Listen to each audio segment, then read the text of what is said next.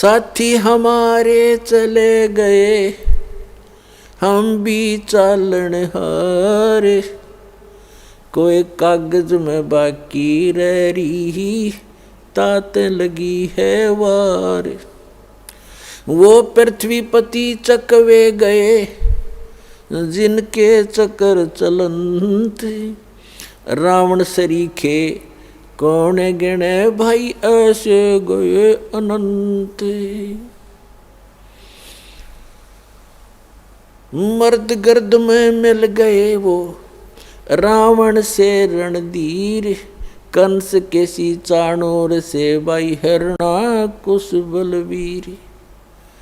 तेरी क्या बुनियाद है, तू जीव जन्म धर लेत, गरीब दास भगवान की भक्ति बिन, तेरा खाली रह गया खेत। अपने आत्माओं परमात्मा ने आके जानकारी दी है कि आप ये सोचकर गलती करते रहते हो कि हम अभी बहुत दिन तक संसार में रहेंगे, क्योंकि जो 10-20 वर्ष के बालक हैं उनकी तो स्वाभाविक वृत्ति है कि अभी मृत्यु होगी नहीं, और जो 50-40 वर्ष के हो गए हैं वो भी सोच रहे हैं अभी 100 वर्ष तक तो जीवित रहते ही हैं,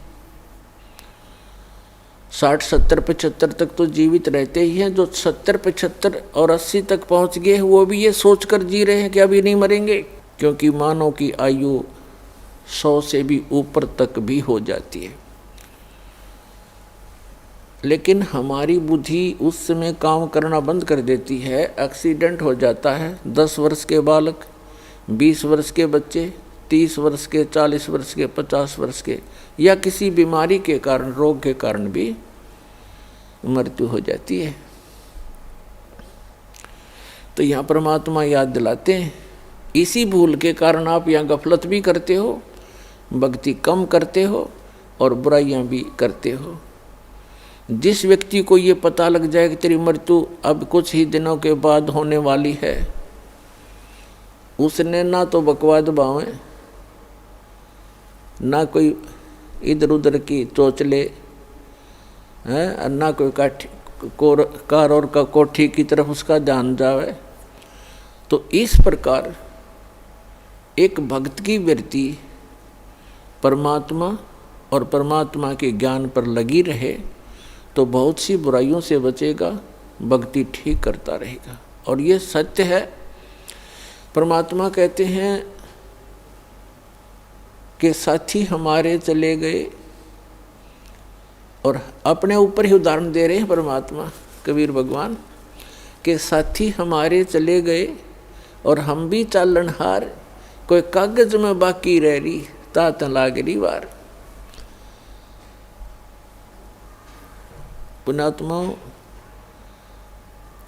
आप बहुत से उदाहरण देखते हो, प्रत्येक को पता है इस बात का कि एक फलाना व्यक्ति था, पूरा उसका संपन्न परिवार था, और अभी आयु भी 50 वर्ष की भी नहीं हुई थी, मृत्यु होगी, और उसकी उमंगें पता नहीं कितनी होंगी, ये करूँगा वो करूँगा, अभी ये करना शेष है, ये करना शेष है। एक मुख्यमंत्री आंध्र प्रदेश का, एक मुख्यमंत्री अरुणाचल प्रदेश के, और एक पूरा का पूरा कैबिनेट यानी पूरा मंत्रिमंडल जिसमें 95 मंत्री और MP थे, पोलैंड देश के, अपने जहाज से जा रहे थे, कोई हेलीकॉप्टर से जा रहा था और दुर्घटनाग्रस्त हो गए। उनकी कितनी आशाएं थी, उन्होंने पता नहीं कहाँ कहाँ पार्टियां अटेंड करनी थी, उनके स्वागत के लिए बहुत से उनके मित्र हार लिए खड़े थे गले में डालने के लिए, और उनके गले की हार फिर मौत बन गई।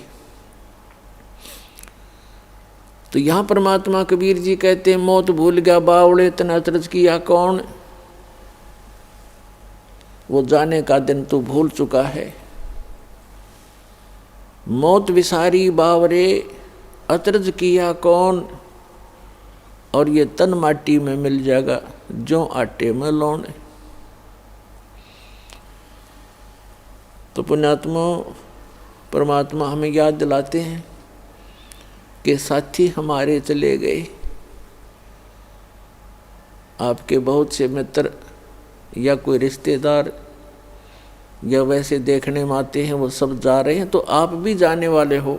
कबीर साहब कहते हैं आप भी जाने वाले हो, कोई कागज में बाकी रह रही है, यानी कोई शेष आयु है आपकी, और जिस दिन वो कागज पूर्ति हो जाएगी, यानी आपका आयु का समय पूरा हो जाएगा,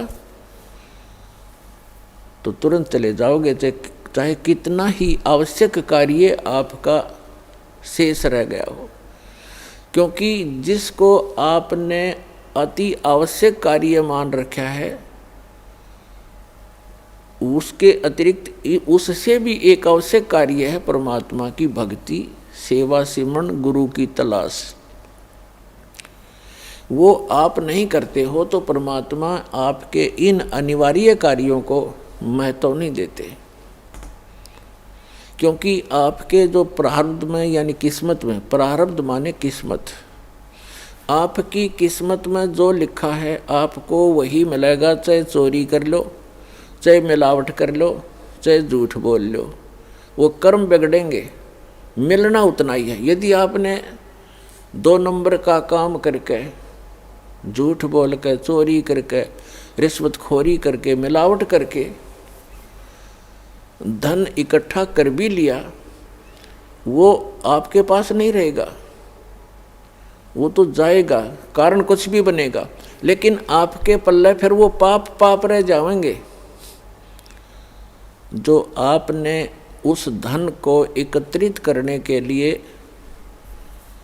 जो पाप इकट्ठे किए, झूठ बोली, चोरी करी, रिश्वत लिया, मिलावट की, तो वो पाप आपके पास रह जाएंगे, धन नहीं रहेगा। एक व्यक्ति ने लुट-पुट के अपनी आत्म कथा बताई कि मेरा एक इकलौता पुत्र था,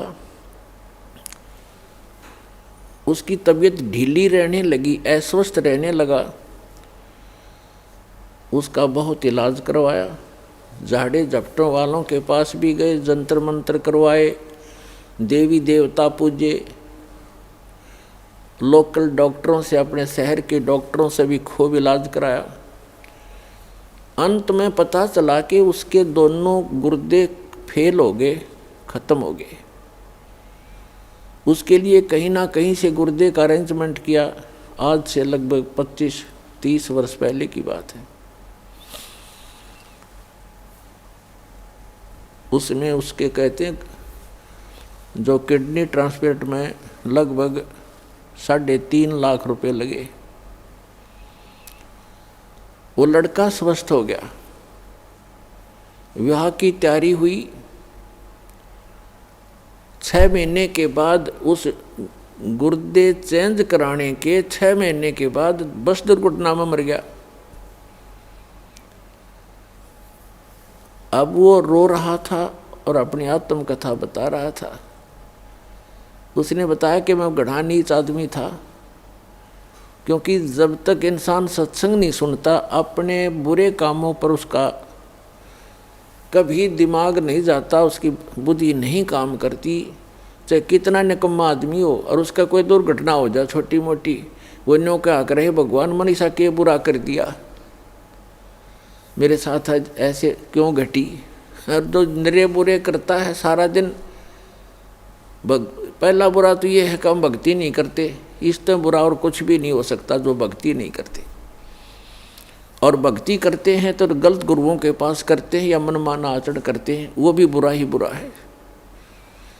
फिर अपने पेट के लिए इंसान सारा दिन, ठीक है किसी का दाव ना लगता वो बात दूसरी है, नहीं तो जहाँ जिसका दाव लगे आज के वर्तमान के अंदर। पहले तो भगवान से डरने वाले व्यक्ति होते थे, बुरा करते समय 100 बार सोचा करते थे, आगे पीछे का हिसाब लगाया करते थे, मुझे पाप ना लग जाए, कोई हानि ना हो जाए, मुझे कोई नुकसान ना हो जाए, तो वो गलती नहीं करते थे। अब तो हम भगवान से दूर हो गए, इस भौतिकवाद में इतने फंस गए, इस विज्ञान को प्रमुख मानकर हम आगा पीछा कुछ नहीं देखते। जिस कारण से हम अधिक पाप करने लगे। तो इस प्रकार हम बुरा करते हैं तो आगा पीछा नहीं देखते, और जब हमारे साथ कुछ घटना घट जाती है फिर विचार करते हैं। तो वो बता रहा था जी, मैं घना निकम्मा व्यक्ति था, मेरे ये टेप रिकॉर्डर की दुकान थी, रेडियो रिपेयरिंग की और सेल परचेज की। उस समय ये कह रहा था कि तोल के भाव से रिफिल आया करती थी इनकी टेप रिकॉर्डरों की, रील होया करती पहले, अब तो सिस्टम खत्म हो गया। और सोनी क्या मार्क लगाता था, सोनी की ज़्यादा बिकती थी, सोनी कंपनी की। और उस समय 1.5 घंटे की जो सोनी की रील होती थी 30-35 रुपये की बिकती थी, और मुझे वो 2.5 रुपये में टोटल खर्चा था मेरा, और मैं 35 रुपये की बेचा करता नकली। खूब धन हो गया, कोठी बना ली, बढ़िया जुगाड़ कर लिया। क्यों? ये सोच करके अपने बेटे को सुखी करूँगा। और जब इस ज्ञान से मैं परिचित हुआ, वो पैसा गया, और जिसको सुखी करना चाहूँ था बेटा गया। अब टक्कर मार मार के रो रहा हूँ।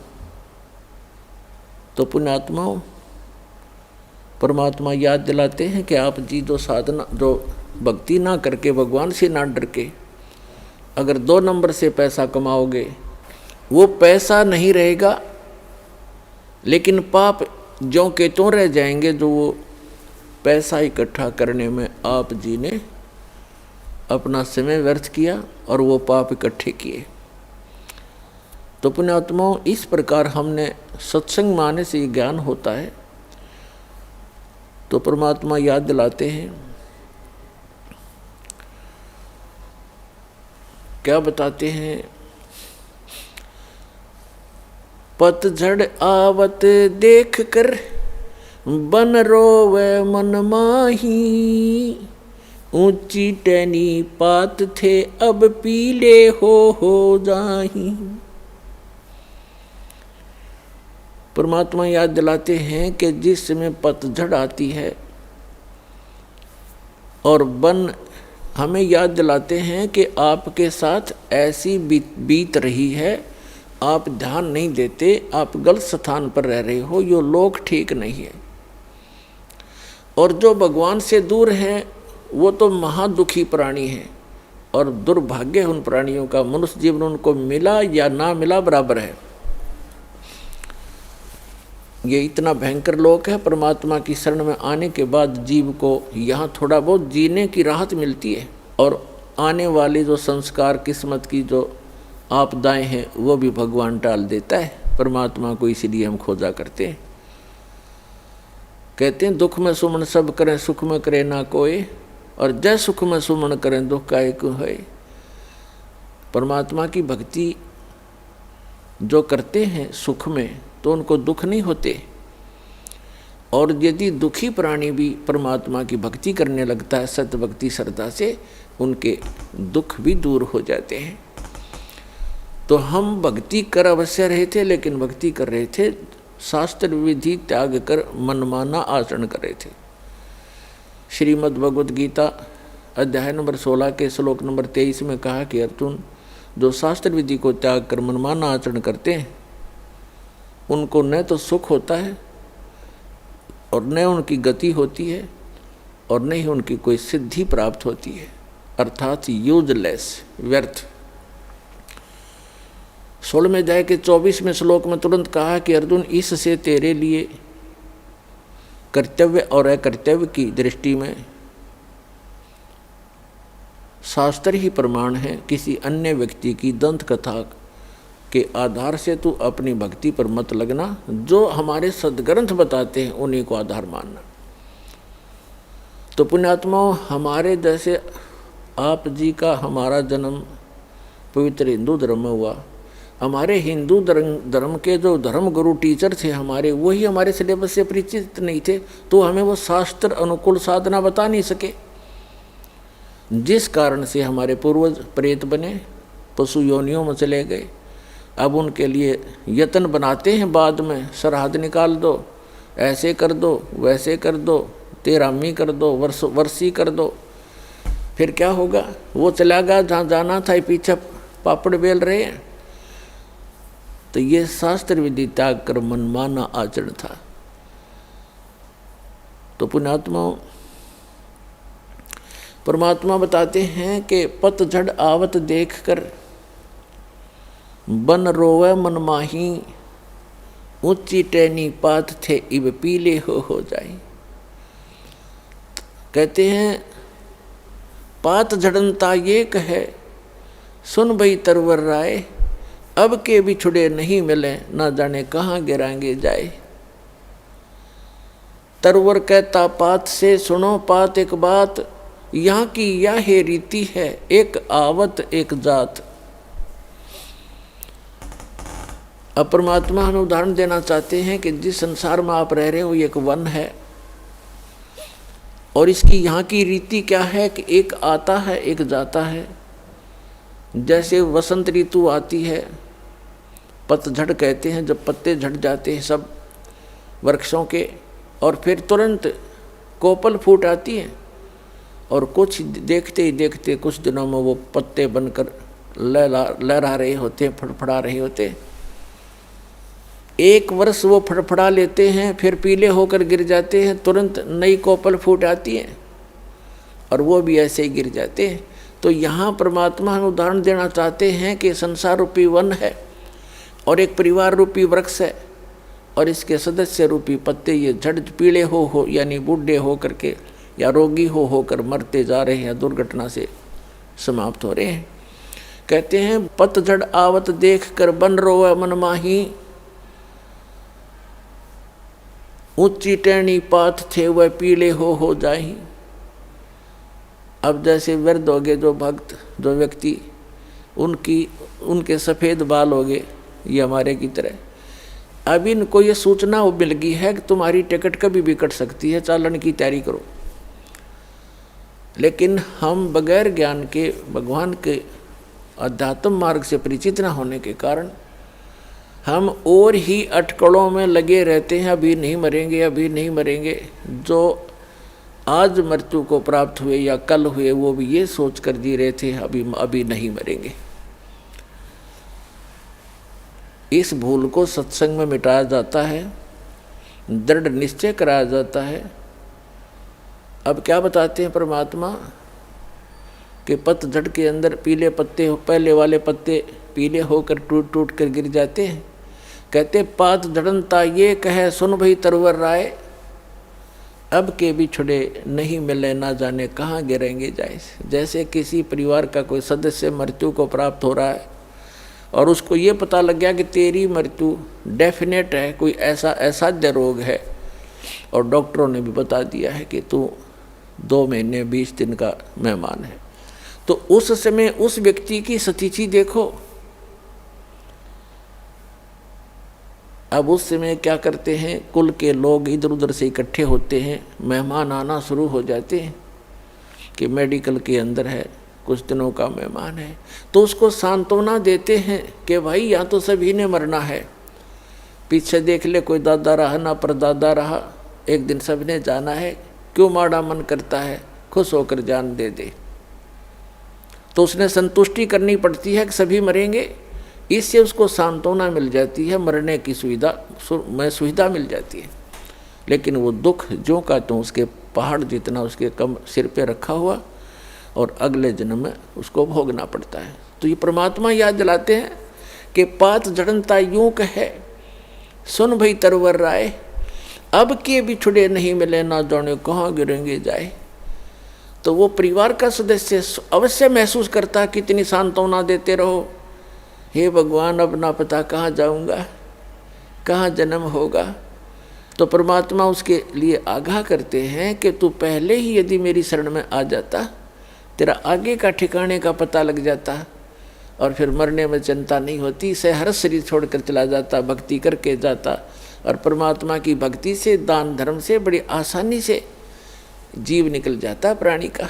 नहीं तो भक्तिहीन प्राणी भुगत का मरता है, टट्टी पेशाब निकल जाती है, बुरा हाल होता है, यम के दूत दिखने लग जाते हैं, कई दिन पहले भयभीत होना शुरू हो जाता है।